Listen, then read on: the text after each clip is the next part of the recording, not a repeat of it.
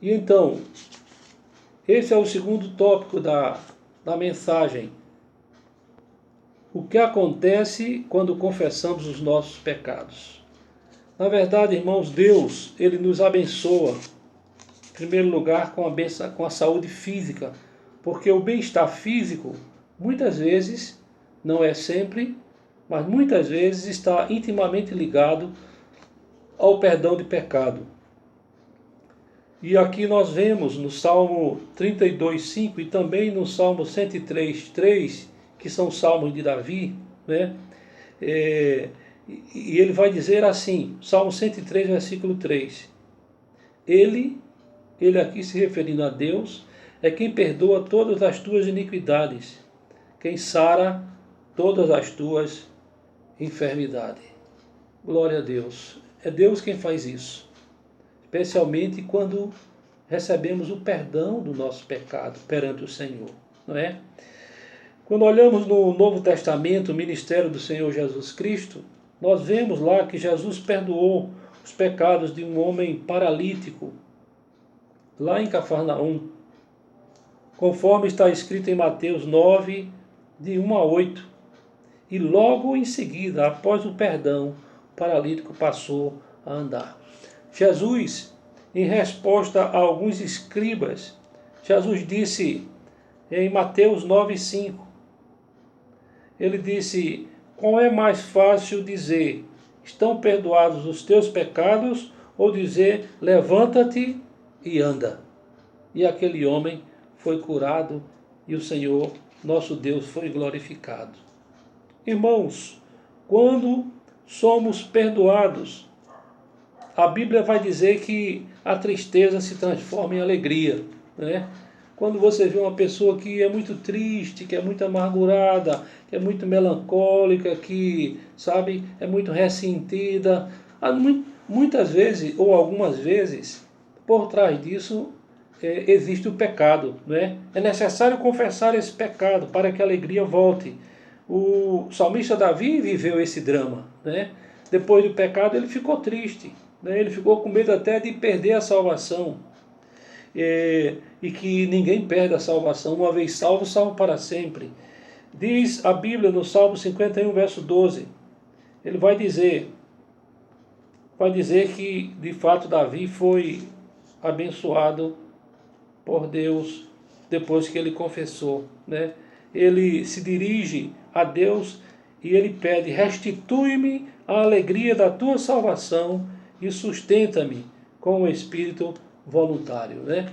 Davi estava tão triste que para ele achava que tinha perdido a salvação, e na verdade ele não perdeu a salvação, ele se entristeceu, ele ficou amargurado, né? Por causa do pecado. E aí depois que ele recebeu o pecado, certamente ele passou a viver uma vida alegre e feliz. Quando confessamos o nosso pecado, temos a certeza do perdão de Deus.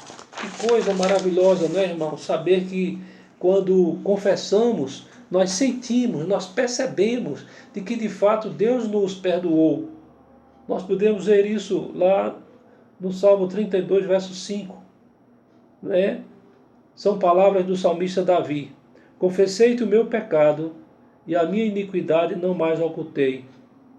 Disse: confessarei ao Senhor as minhas transgressões, e tu perdoastes a iniquidade do meu pecado.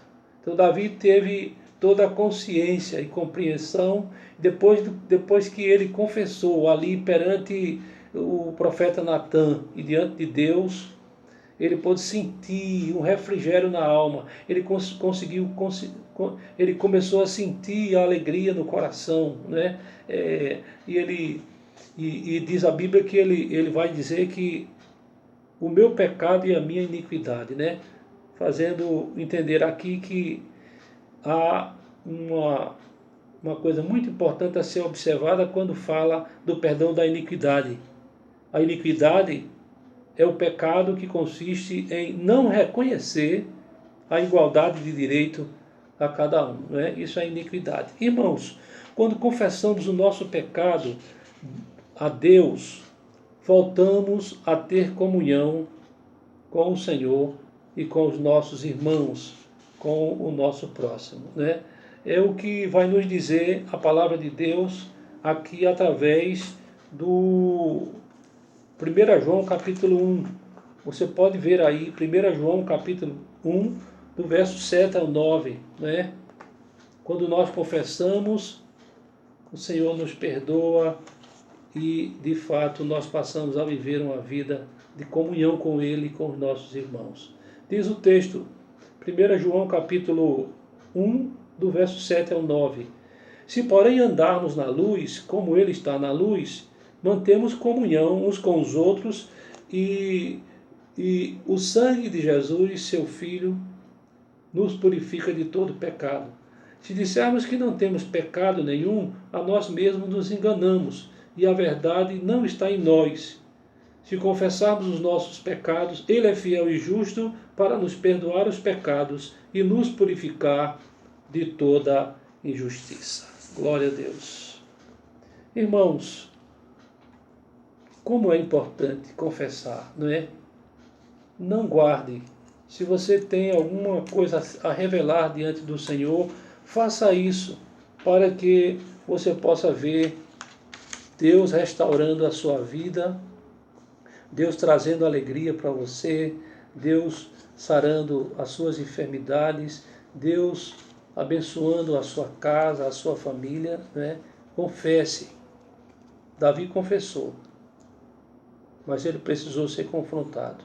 Não espere o confronto para confessar os pecados, mas confesse todo dia ao Senhor e reconheça que você precisa dele.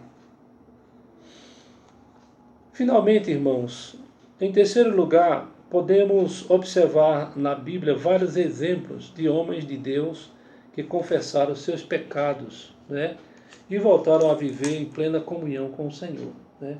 Podemos dar aqui alguns exemplos, mas, por exemplo, podemos lembrar aqui da confissão de Neemias, Neemias capítulo 9, e também Esdras 9, que confessaram os seus pecados e o pecado do povo de Deus, o povo de Israel. E ali clamaram e jejuaram ao Senhor, nosso Deus, para que o Senhor pudesse restaurar o povo que estava ali em pecado. E não apenas restaurou o povo, mas Deus usou Neemias e Esdras para levantarem